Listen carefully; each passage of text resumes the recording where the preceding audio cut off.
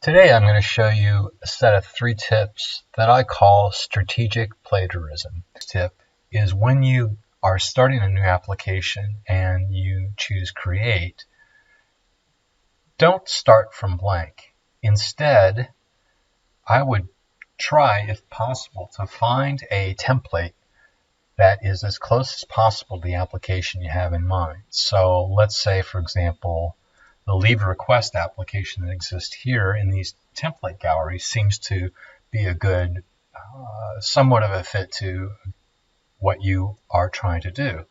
So what you can do is you can rename it, choose the form factor you want, and go ahead and create. And what's going to happen is that template will be used to create an instance for you in your environment with all the screens, controls, navigation, etc., etc.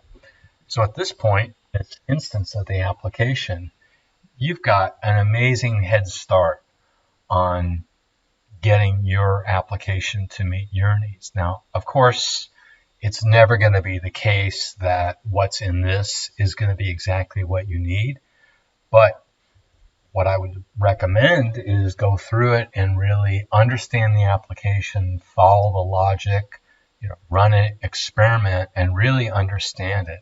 And this will give you a great leg up in not only creating the app, but understand the overall architecture of the app. So that's strategic plagiarism number 1.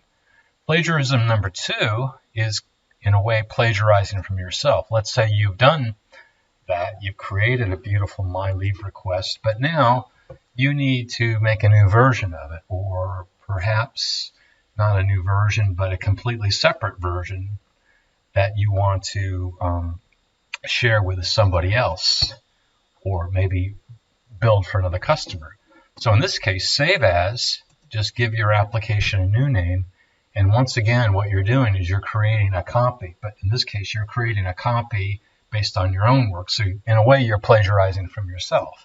And once you have that, then you've got this great app to work with. You can evolve it separately from the initial version, or you can use it as a place to experiment, break things, try out new ideas without breaking the initial version.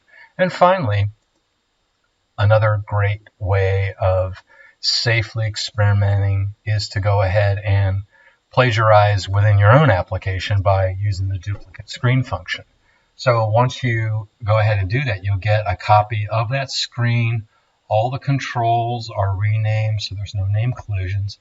And you can then play around with this new login screen functionality and either use it and ultimately replace the initial login screen or migrate some of the logic and changes to the initial one.